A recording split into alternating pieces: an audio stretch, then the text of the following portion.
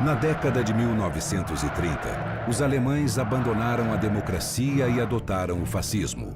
O ditador Adolf Hitler era um militarista com a visão de fazer seu país dominar a Europa e o resto do mundo. O exército e a força aérea da Alemanha eram excepcionais. Muitos membros do governo e das Forças Armadas dos Estados Unidos acreditavam que a guerra contra a Alemanha nazista era inevitável. Mas a maioria da população norte-americana não tinha interesse em mais uma guerra de trincheiras na Europa. A Primeira Guerra Mundial foi uma batalha de soldados com rifles e artilharia, lutando no solo e morrendo aos milhares.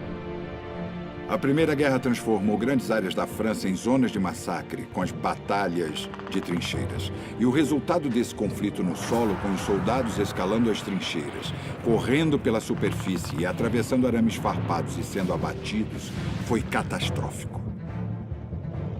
Mas alguns estrategistas das forças militares norte-americanas viam os aviões como uma forma de modificar a dinâmica sangrenta da guerra.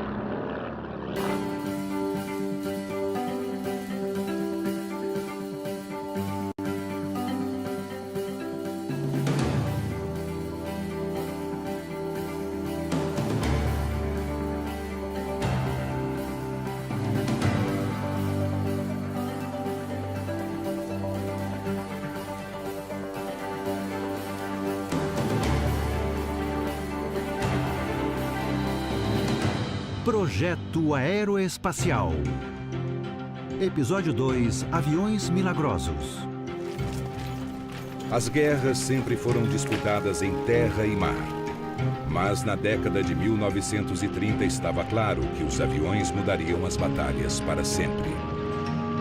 Modern warfare will be fought as much in the air as on the ground. Os norte-americanos queriam desenvolver uma nova forma de lutar. Essa era a ideia, uma nova maneira de guerrear. E o plano era desenvolver uma força aérea capaz de reduzir a necessidade de um confronto por terra. Os norte-americanos queriam sobrevoar os exércitos inimigos e atingir os alvos industriais em seus territórios para neutralizar os mecanismos que alimentavam os confrontos. Então seria uma maneira bem diferente de enfrentar uma guerra.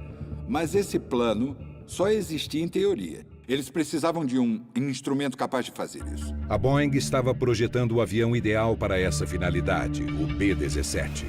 Ele foi o primeiro bombardeiro de 4 motores capaz de penetrar em território inimigo e retornar em segurança.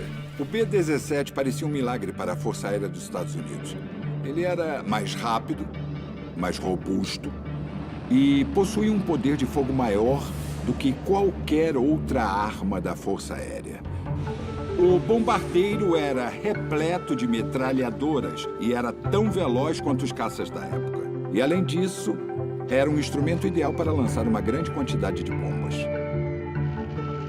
Mesmo com a ameaça de guerra na Europa, a Força Aérea Norte-Americana encomendou apenas 13 bombardeiros B-17, o avião conhecido como Flying Fortress, ou Fortaleza Voadora. Poland, September 1939. The German foe begins its ruthless march of conquest and sets the stage for World War II.